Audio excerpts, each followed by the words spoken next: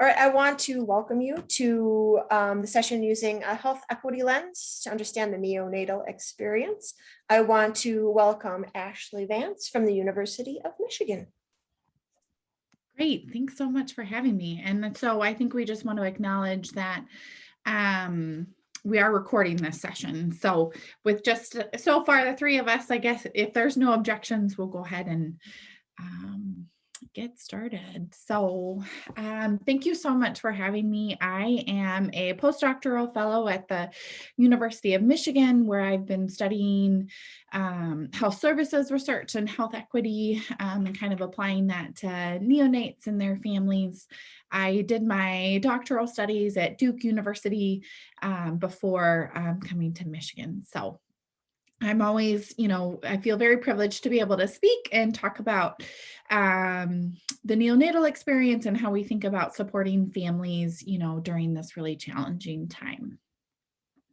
So I just want to set the stage for what we're going to be discussing today. And so it really is, this is the outline, and just really want to set the stage for our health equity conversation, and kind of then give a little bit of an overview of health disparities, and kind of intentionally framing them with the health equity first, and then talking about some of the disparities, and then how I try to kind of interweave these kind of concepts in the research that I do, and then what are the implications when we think about it from a research context and kind of a clinical practice context. And so one of the things that just as housekeeping, please feel free to put questions in the chat, raise your hand, and we can attend to them along the way, and or we can save them to the end. So I'm happy to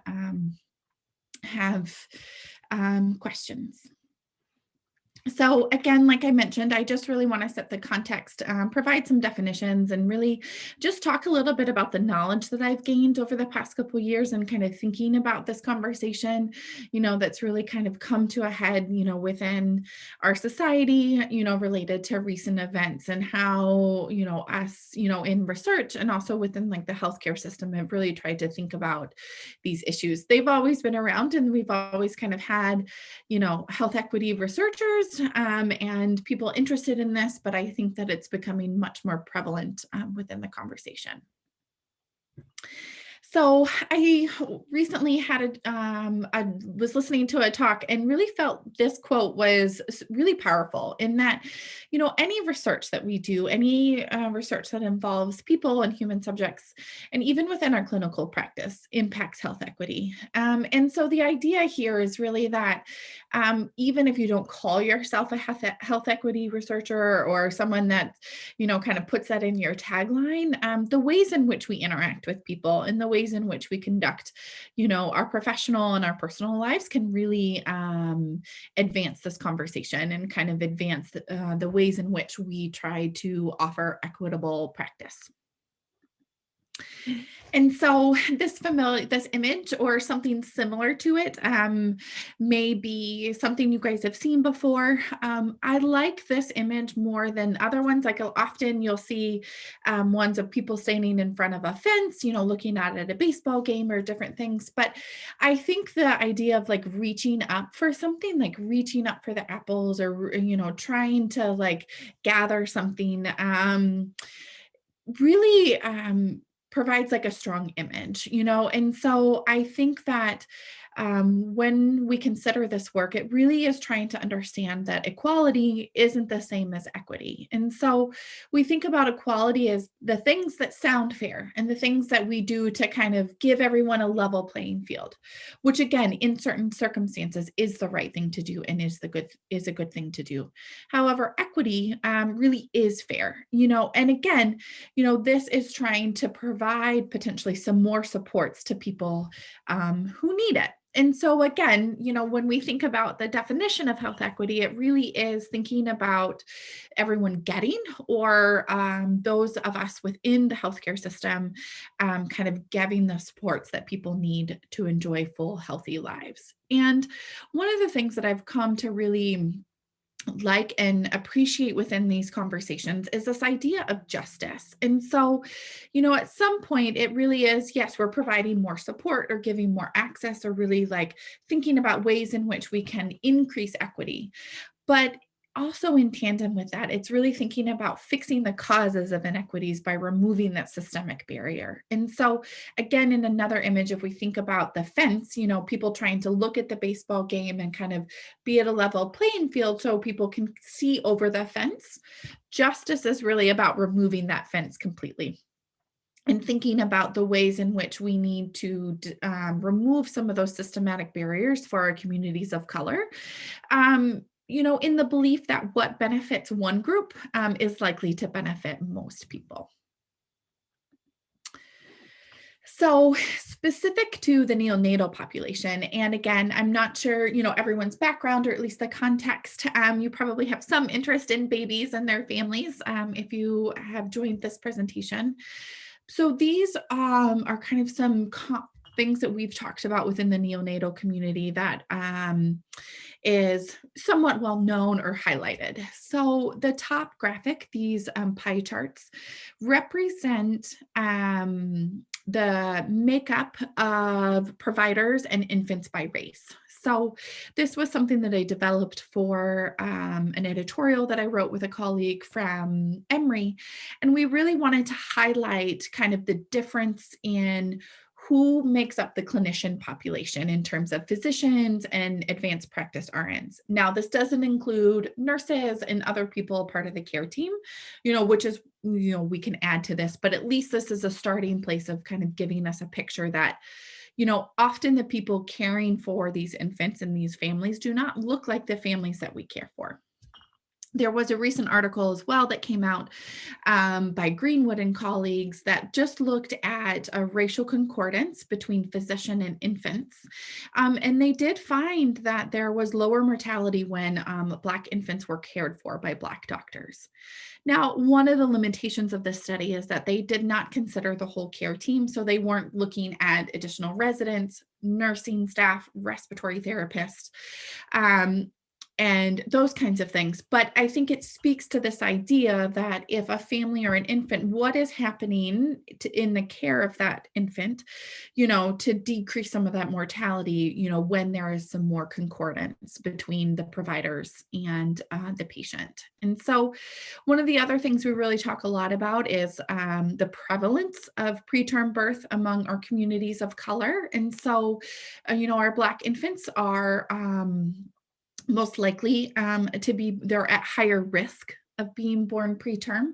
And we're really trying to advance the conversation about what are some of the socioeconomic causes of that and not necessarily a biological function. And again, racism that mothers, that Black mothers or persons of color may experience, we know, is a predictor of low birth weight. And again, some of this may play into care practices that and providers that they interact with during their pregnancy. There is some evidence that moms, so a common practice is that any one at risk for preterm birth, I think less than like 30 weeks, we would like those mamas to receive antenatal steroids because it helps develop the baby's lungs if they're going to be born early. And so there's some disparities and some difference in who is receiving those. Whereas, this is a practice that, if preterm labor, someone comes in, you're under certain weeks, it should be a practice or a medication that's kind of given systematically. But we do see that there is some difference there. Additionally, there is some evidence that, the quality or the ways in which we care for some of our infants in the NICU, they may not be receiving the same type of care, the same levels, for instance, of pain medication. So again, we don't know, is this because, there's still a prevalent thinking that, infants don't feel pain, which hopefully we are working to kind of debunk that, or, some misperceptions or myths about people of color experiencing pain differently or different levels, tolerance levels. So I think it's just something that that I especially try to consider. And so this slide was just a slide that I wanted to kind of highlight that this is information that I've gathered from like multiple sources. So, some systematic reviews. And so clearly, if there is systematic review, it's published in pediatrics, really kind of speaks to this idea that there were enough studies to kind of then document and have a review. And so we know that there are some systemic issues that we need to attend to.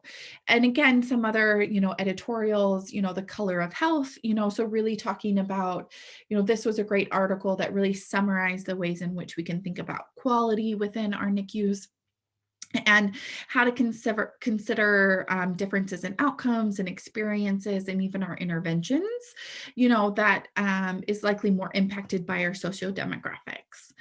And of note, there was a recent article in the New England Journal of Medicine, this racial bias in pulse oximetry. This is actually was a study done with adults. It's so not specific to neonates. However, within like a neonatal context, we use their pulse ox to really titrate their oxygen, and it's a really integral part of the care that we provide. And so for me, I've been thinking about, how do we kind of consider this again for our neonatal population if there's something kind of happening in the equipment itself that might be exacerbating some of these issues. So I do think it's helpful to just spend a little bit of time in kind of placing this information in context and how I think about it in terms of research. I can say that, during my doctoral studies, framing and terminology was really important in thinking about how you operationalize things. But now for me, it's really come to what do I stand on when I even start to think about building writing a grant, writing manuscripts and kind of thinking about that whole program. And so, there is some acknowledgement that research has often reflected a white-centric view. And we know this, even from, the old school kind of cardiac studies that just enrolled, middle-aged white men. And it took a long time before we knew that, heart attacks could look differently in women. And so this really is some of these views in terms has really been highlighted by great thought leaders who have talked about the critical race theory, which is really has come about through law and politics, but has really expanded into public health and sociology. And really, I think it presents a great argument for us to really start to think about the subtle and systemic ways that racism currently operates within our society, and that is above and beyond, or is not, overt racism that that certain people may experience. And so, one of the things for me that was really salient was trying to understand and recognize that, when race, or we started kind of categorizing people, that it really was, came about in like the 1800s and was a political and social means of organizing people into categories. And so it's something that is very much a social construct in the sense that people created this for political means or for social means in order to kind of set one group above another. And lately there's been some discussion about whether or not there's been like this overemphasis again on isolated examples, specific to like sickle cell. We know that this is, specific to one population.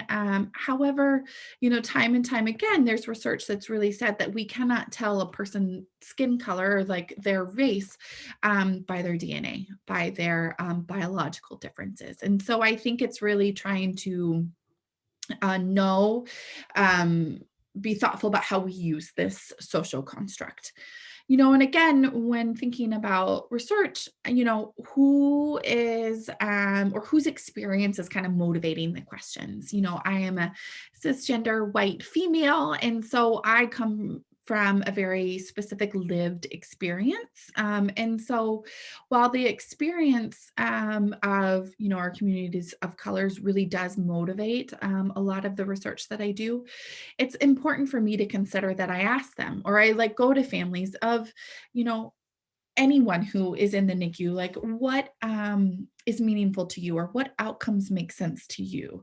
And so really trying to think about those motivating questions.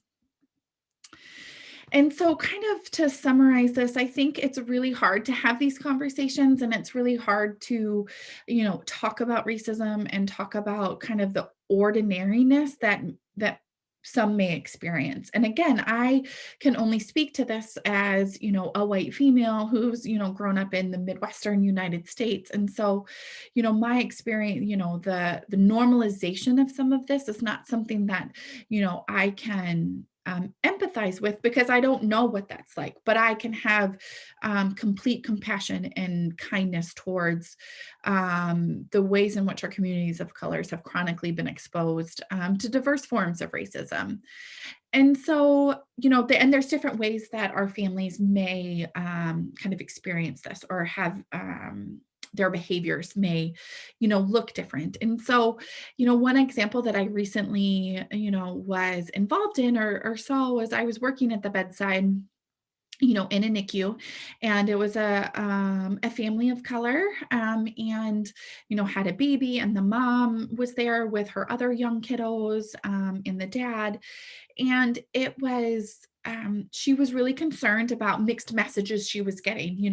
One nurse might have let her, feed the baby, and another nurse let, a family member feed, but then was kind of getting, sent mixed signals, or kind of a potential perception that there was this unfair treatment. And so, did become really upset and was kind of loud on the unit, and security had to be called. And oftentimes our reaction is, we don't need to get it, no one needs to get this upset, security is needed. Yes, we want to keep everyone safe. But as I've thought about how some people internalize and experience racism differently, it really made me take a step back and think about, their perception of any unfair treatment may be perceived in a certain way there that then influences their behaviors and attitudes. And so I'm not here to pass any kind of judgment or value system or values on that situation.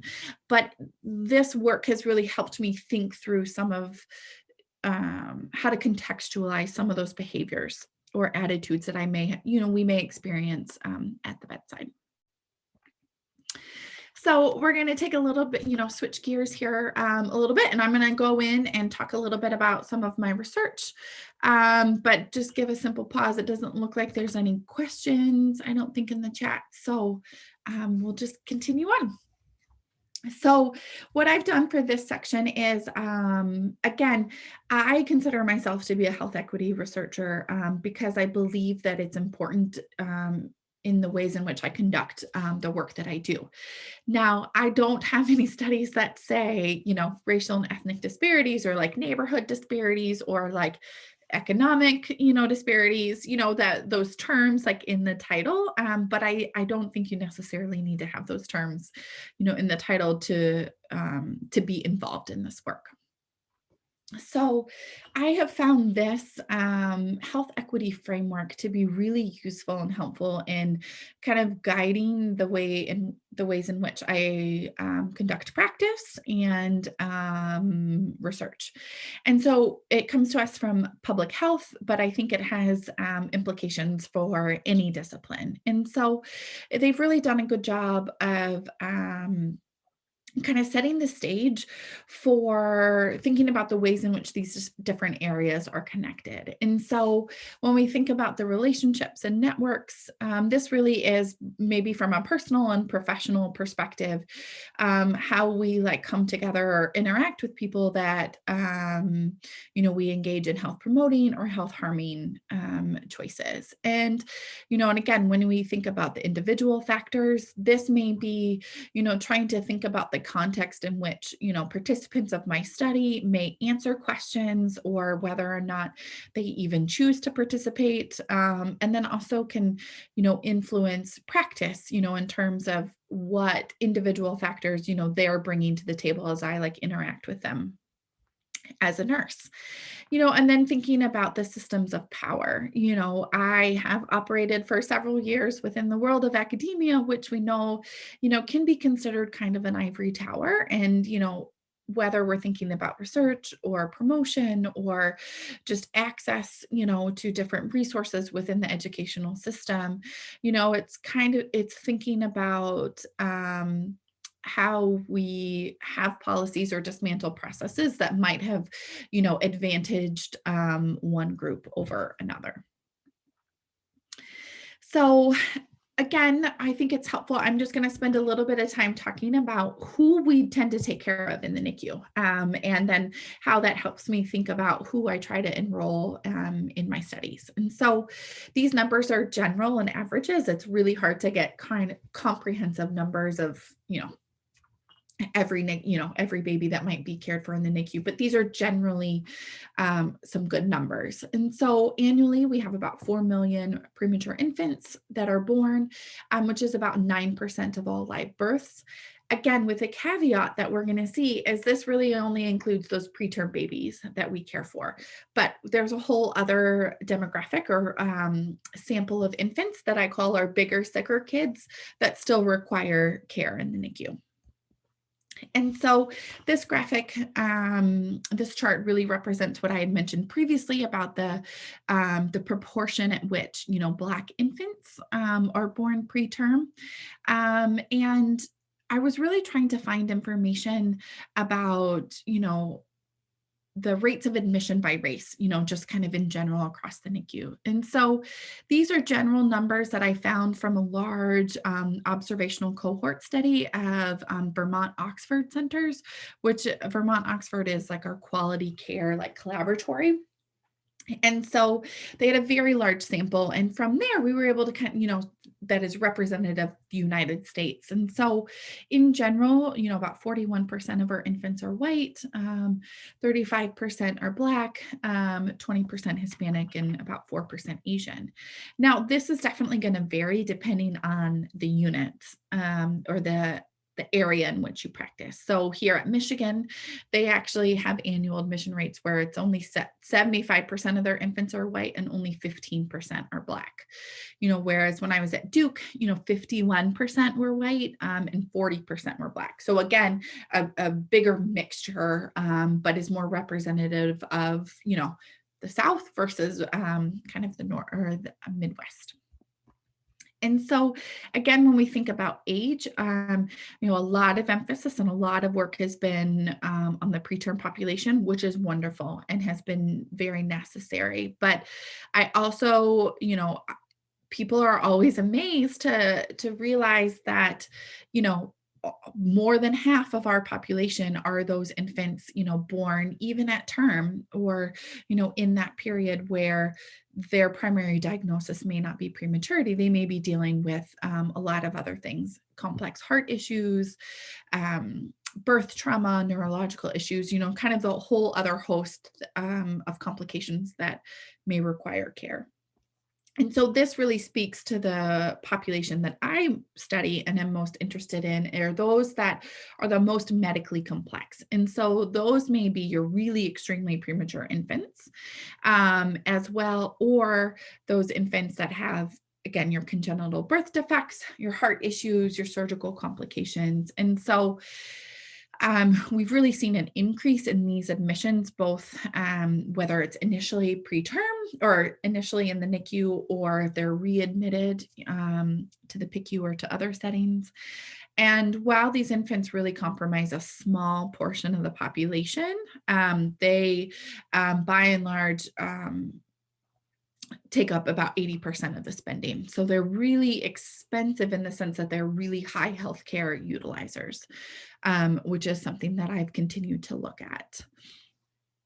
And so one of the first studies that I conducted was during my doctoral work. And I was really interested in how do we help how do parents learn to feel comfortable and confident in caring for their complex infants? And so I really wanted to understand confidence over time, both within the hospital setting and home. And so in this study, we were able to recruit moms and dads of the medically complex or high risk infants and assess their confidence from the time their baby was admitted to around the time of discharge to 3 months after discharge. And again, I really was hoping, every time I do go to do a study, I'm really aware and cognizant of like who's being enrolled. Like, am I being inclusive in my recruitment? And so for this sample, we did have primarily white moms, about 63%, and only 19% Black, which is far less than the average 40% that we would have expected. But again, it's at the time, it's maybe not necessarily something that I could do, but as I look back and like review the results and kind of thinking about what are some lessons learned that we can move forward with this. And so we, were able to see that confidence increased over time, which was great. But interestingly, our married moms or our partnered moms really expressed lower confidence. Than those who are not partnered. And so we think this might have something to do with kind of the marital relationship or something related to satisfaction in that partnered relationship, and not necessarily like the whole family environment, but something between, the mom and the dad. And then, as confidence rose, we did see that their general psychological well-being increased as well. Which is great since these two psychological processes are really reciprocal. If we can kind of work in one area, it's likely to benefit another. And so we know that mamas and dads who have more confidence or feel better, have a general better mental well-being, they're going to create, more optimal environments for health and development for their infants.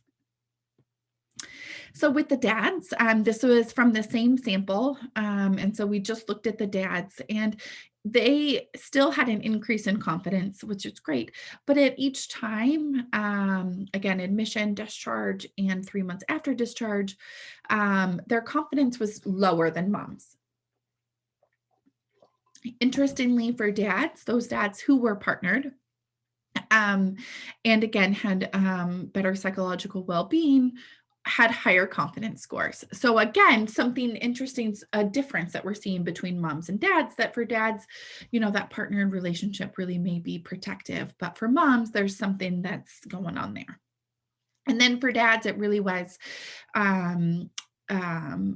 communities of color, or Hispanic dads, and those infants who are sicker. So if they had more chronic diagnoses or had greater illness severity, they experienced lower confidence. And we actually didn't see that for the moms. So again, something about, related to confidence, if it's lower for dads, how is that infant's health impacting them?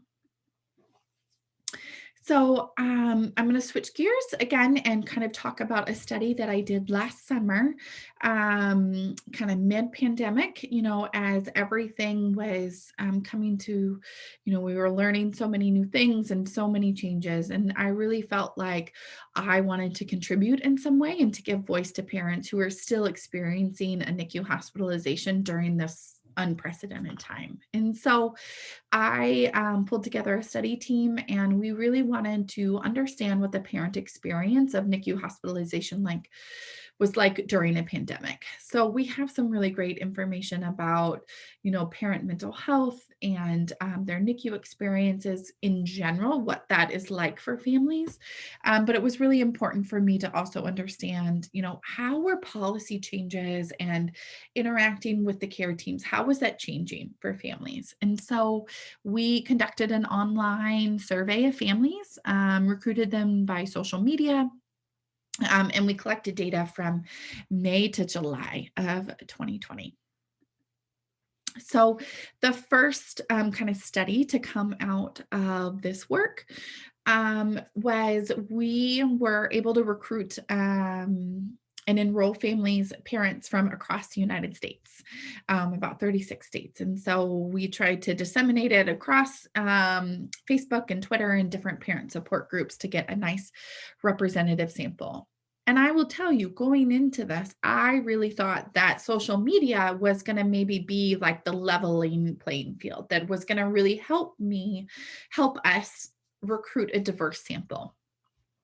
However, that was not the case. And so this, we really did see that, we targeted dads, but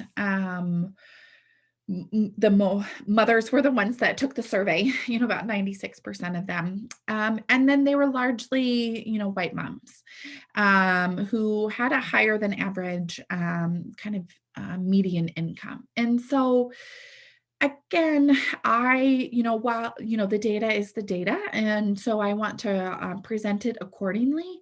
But again, I really want to take this and think about ways in which to have more inclusive enrollment, and what strategies do we need to implement to really access dads, and access our communities of color. And maybe that means partnering with community organizations, leveraging some other efforts within social media. But still, I think this tells us something about the parent experience, but again, trying to couch it within the context that we do see it.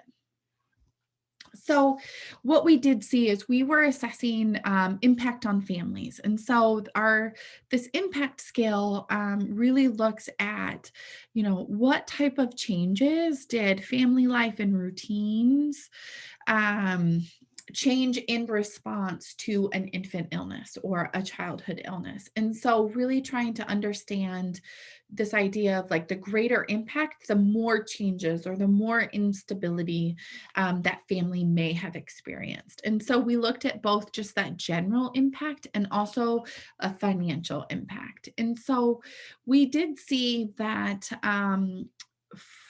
in this sample, those who reported a greater financial impact, they had worse mental health scores, so kind of more depressive and anxiety symptoms. They experienced lower confidence, and those with extremely premature infants, kind of had that greatest impact. And then considering the finances, as one might think it is to be expected, was that those families who reported being in the lowest income bracket, we kind of put them into tertiles: low, moderate, high. Those in the lowest, this was predictive of greater financial impact, as well as the more impact on family life. This was seen to have a greater impact on your finances. So again, more kind of financial instability. So the second study that we were able to do from this work was much more qualitative. So with the same sample, they answered questions on invalidated measures. We also asked them some open-ended questions to try to understand, their lived experience. And so we then thematically analyzed their responses to the questions. And so the questions that we asked them were, please share with us how your birth experience might have been impacted by COVID. Please describe your interactions with the healthcare team. How was your transition home impacted? And then also please share with us your experience of visitor guidelines and policies during hospitalization. So this slide represents our thematic analysis that we conducted. And so the top bar really is our unifying theme. So really talking about how the emotional distress that parents felt during this time was really attributable to COVID-19. So we know that parents often feel as though the NICU can be a roller coaster of emotions, but there was a lot of exacerbation of these issues during this time. So there was a lot of emotional isolation and exhaustion. They felt like the restrictive policies split the family, and that providers and clinicians really had the ability to exacerbate or alleviate some of this distress. And so, with the quotes then that exemplify each of these three themes, I think we really see that there's a lot of painful expressions of disconnection and isolation, and that parents really desired some more empathy from providers and hospital administrators, and to really consider the overall impact that specific policies had on their experience. And again, some families, felt like their experience was validated, that the nurses, really felt like there was some good understanding. And then others didn't have such a great experience. And so I think this just kind of continues to speak to how we as providers need to kind of consider the emotional response of hospitalization. So one of the sub themes that came out of this was parents, this was really unexpected for me. And it might have been because the language of essential care was kind of being popularized within the media and really talking about who is essential and how do we continue with life in certain aspects. And so parents really talked about um, how to be considered, wanting to be considered and valued as an essential caregiver and not just a visitor. And so this is really something that we've also strived to do in advancing family-centered care practices and thinking about parent engagement and knowing that, the parent is integral to that baby's health and development. And so out of this work, I was able to lead and partner with three professional organizations, and we developed this consensus statement, that really is just a statement, that kind of lives online with each of these organizations, but really kind of stakes the claim that, we want parents to be valued and as caregivers, and they're really asking for that as well. And so this was such a great opportunity to really take what parents were telling us and explicitly do something that was policy relevant. And so the third study that kind of is in conjunction with this, we looked at visitor restrictions from the hospital perspective. So we really wanted to know how visitor guidelines and policies were changed in response to COVID. And so we looked at 239 children's hospitals. We went to their websites. And so we just pulled information that was publicly available from their website. And for those hospitals that had their guidelines posted, we then downloaded them so that way we could look at them. And so we did this last June in 2020, and then we also did an updated review in February, just prior to this publication coming out. And so to kind of see what changes were still in place. And so we categorized we saw five main ways in which visitor restrictions or visitor policies were changed. And so they go kind of from least strict to most strict. And I can tell you it was very interesting that when we submitted this article for publication, that there were some people that did not believe that there were hospitals that were restricting visitation, that NF7 down at the bottom, and very much had to show them the language that this did happen in some places. And again, this is data from June. And so it was on websites and still, in June. So I think the most salient finding from this is that there was really no geographical consensus in the ways in which policies were changed. Hospitals just kind of did what they felt like they needed to do. And those hospitals, even within the same regions, didn't have the same policies in place. And so the majority of them restricted visitation to just one parent or one caregiver. And again, from our qualitative findings, we really saw that this was had unintended likely consequences on families and really exacerbated their distress. And so, I think that this is important to at least document the ways in which things changed and, can help us hopefully move forward and maybe mitigate some of those unintended consequences that might have happened so we can continue to um, advance the work of family-centered care and things that we've really strived to do for parent presence and parent engagement over the last several years. So towards the end of the talk, I really want to spend some time thinking about the implications of this work. And so, as I've already mentioned, the ways in which we can connect research, policy, and practice, there's a few areas that I want to extend that. So getting back to this idea of research, I really come back to, what I had mentioned previously and really thinking about centering, whose experience are we centering? Who are we asking about what their biggest issue is? What is their big pain point? What is needed within a certain environment or geographical location or community? And so really trying to attend to those motivating questions. And then, for me, as the questions that I have, are they relevant to families in diverse settings? Do they think that it would, the information would be meaningful?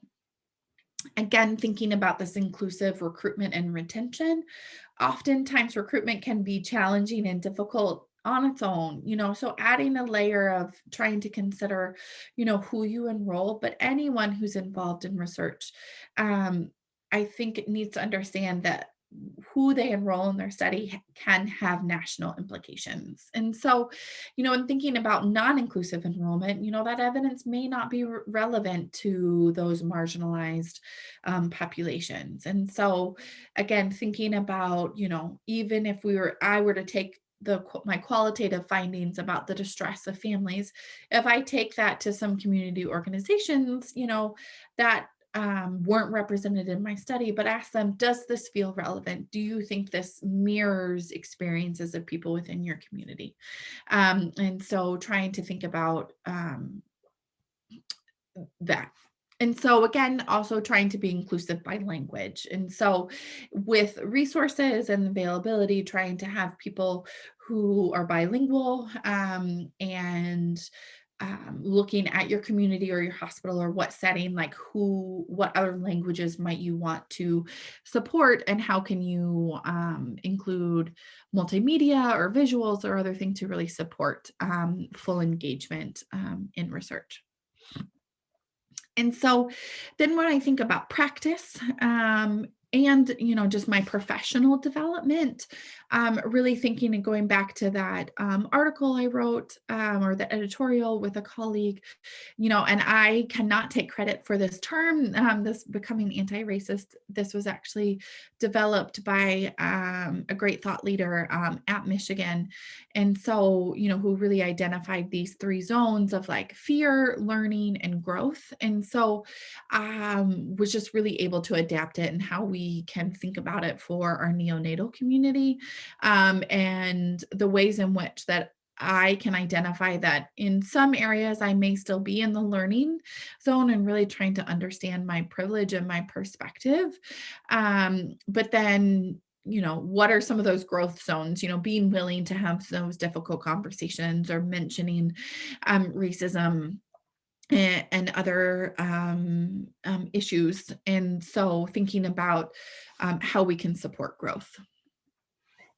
And so I do think that all of this then speaks to, it's just another way of kind of phrasing some of these things. And so for me, it really comes back to this idea of family-centered care. And so this can be a difficult concept, I think, for people to understand, to also like know how to incorporate, because they're really, can be vague concepts, but how do we operationalize them into concrete practices?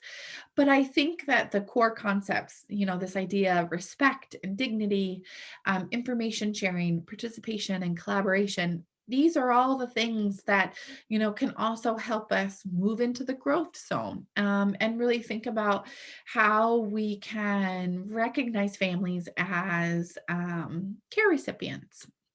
And that when you appropriately include the child's family in their decisions, we can significantly increase and improve the care for that child and that family. And so, one of the things that this has been, on my mind is because there is, again, in a recent study that came out that showed that kind of spring of last year, parental presence decreased by about 32% in NICUs. And participation in medical rounds decreased by 40%. And that went from like 71% to 32%. And so if we think about it, only 32%, only a third of families were engaging in like decision making and care planning and really trying to be updated about the plan of care. And I think that that has major implications for, again, the care of that baby, and those families, when we know that these sometimes really sick kiddos are going to go home with some complex medical needs. And so, again, it really is thinking about working with patients and families, and not, again, just doing it for them or making the decisions for them. We will, when we need to, if there are other extenuating circumstances where those families could not be present. But again, thinking about only like one third be participating and what other barriers might have, influenced that.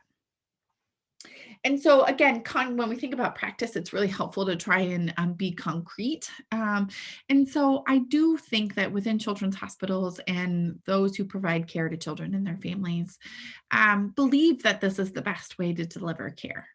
It has sporadic implementation, and it can look different. And for a long time, I struggled with how it looked different in the ways in which this was expressed. And for me, it's not so much the difference in implementation. It's more about getting to the values of that unit, the values of that hospital system, and really thinking about how your care practices align with those core concepts. How does your unit value each of these different things? And if you then need specific practices that really encourages these things in terms of visitation, if it really, should we even be calling parents visitors?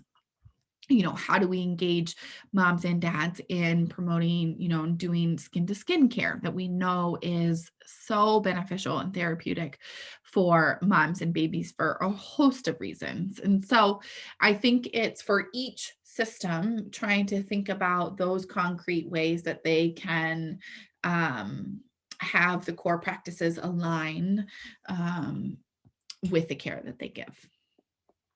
And so in summary, I think that just, there is hope and there are resources available out there. Again, this idea of kind of a policy level statement, from this consensus statement, really thinking about parents and how we value them, and really thinking about, mom and baby as a single unit, but then also really helping parents know that there are resources for them as well.